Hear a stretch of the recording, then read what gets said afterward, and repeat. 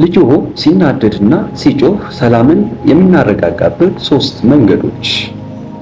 ሰላም ወላጆች፣ ልጆ ፍላጎቱ ሳይሟላ ሲቀር አሊያም ስልክ ሲነጠቅ ከመጠን በላይ የሚጮህ ከሆነ ወይም ደግሞ መሬት ላይ የሚወረወር ወይም ሰዎችን የሚናከስ ከሆነ በዚህ ሰዓት አብሮ መጮህ ወይም መምታት ችግሩን ይበልጥ ያባብሰዋል ማለት ነው። ዛሬ የልጆን ስሜት ተቆጣጥረው በቀላሉ እንዲረጋጋ የምንረዳባቸው ሳይንሳዊ መንገዶችን እነግራችኋለሁ ማለት ነው። አንደኛ መረጋጋትን ማስቀደም ወይም ደግሞ ካልም ኤንድ ፕሬዘንት ብለን የምንጠራው ነው።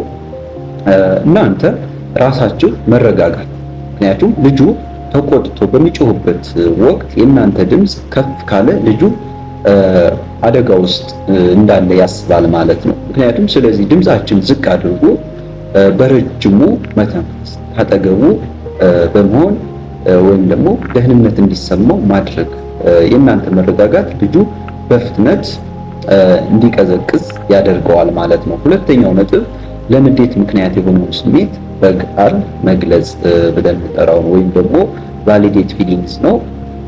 ስሜቱን በቃል መግለጽ ልጁ መናገር ስለማይችል ንዴቱን በጭራሽ መግለጽ ላይችል ይችላል ማለት ነው። ስለዚህ እናንተ ቀርባችሁ ስልኩም ስለቆመ ተናደሃል አይደል፣ ወይም ደግሞ መጫወቻዎች ስለተሰበሩ አዝናሃል አይደል እያላችሁ ስሜቱን እንደተረዳችሁለት በቃላት መናገር። ስሜቱ ሲታወቅለት ንዴቱ በግማሽ እየቀነሰ ይሄዳል ማለት ነው። ሶስተኛው ነጥብ ትኩረትን ወደ ሌላ ማራኪ ነገር ማዞር ወይም ደግሞ ሪዳይሬክሽን ብለን የምንጠራው ነው።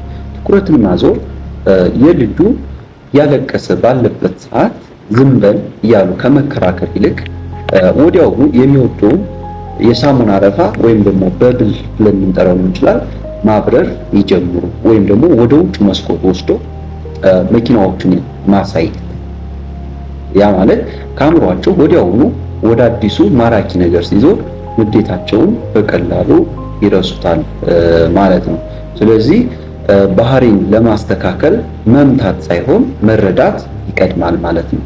በደሴ በኮምቦልቻና አካባቢው ለምትገኙ አቅም ለሌላችሁ ወላጆች የቤት ለቤት የቴራፒና የምክር አገልግሎት እሰጣለሁ። ለመመካከር በ0923 005909 መደወል ትችላላችሁ።